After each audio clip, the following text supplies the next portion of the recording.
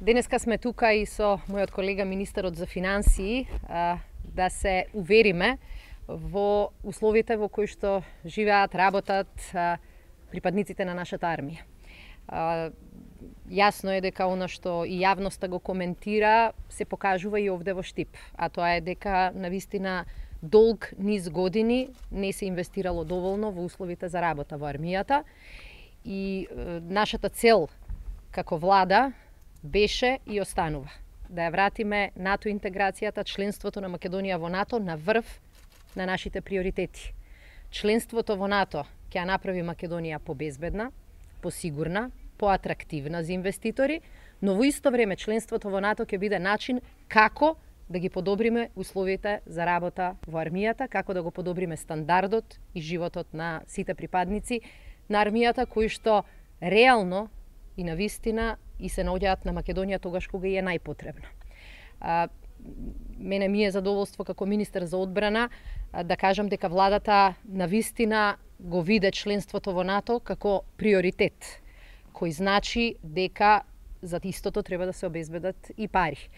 И вие бевте информирани, јавноста беше информирана, нашите НАТО партнери беа информирани дека владата уште пред повеќе недели донесе одлука секоја година да го зголемува буџетот за одбрана и да покаже дека членството во НАТО е стратегиски приоритет за Македонија, за владата, за институциите.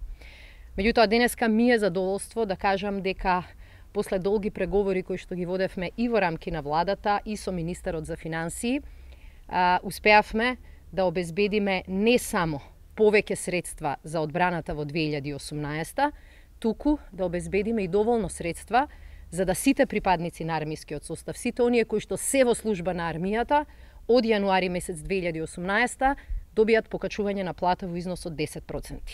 Тоа се случува после долго време, после неоправдано долго време, и со право припадниците на армијата критикуваа дека во целиот овој период биле занемарени и заборавени. Сакаме да ја исправиме таа неправда, сакаме да ги подобриме условите за работа, сакаме да покажеме дека Македонија е определена реално за членство во НАТО. Членството во НАТО значи и вистинска стратегија, и добри политики, и нова опрема, ама значи и мотивиран кадар. Ова е еден од начините како Македонија ќе покаже дека е многу сериозна во своите напори. И сакам да се заблагодарам и на министерот за финансии, со кој заедно со премиерот разговаравме во текот на минатата недела за разбирањето и за прифаќањето на овие аргументи кои што се базираат на бројки и на факти.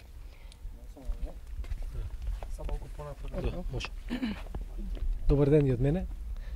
Значи, јас се заблагодарам за можноста да присуствувам тука. Се уверивме во лошите услови во армијата, гледаме дека не е многу години ништо инвестирано. Нашата политика на владата е практично тоа да се смени. Значи во армијата мора да го добие заслуженото место, бидејќи тоа е дел од нашиот пат, она кој што се залагаме, влез во НАТО. Ние го поддржуваме зголемувањето на платите во армијата, бидејќи мислиме дека е тоа важно. Најдиректните чинители, тие кои што ќе се борат за влезот и кои веќе придонесуваат со различните мисии на НАТО се војниците и тие треба да имаат повисоки плати.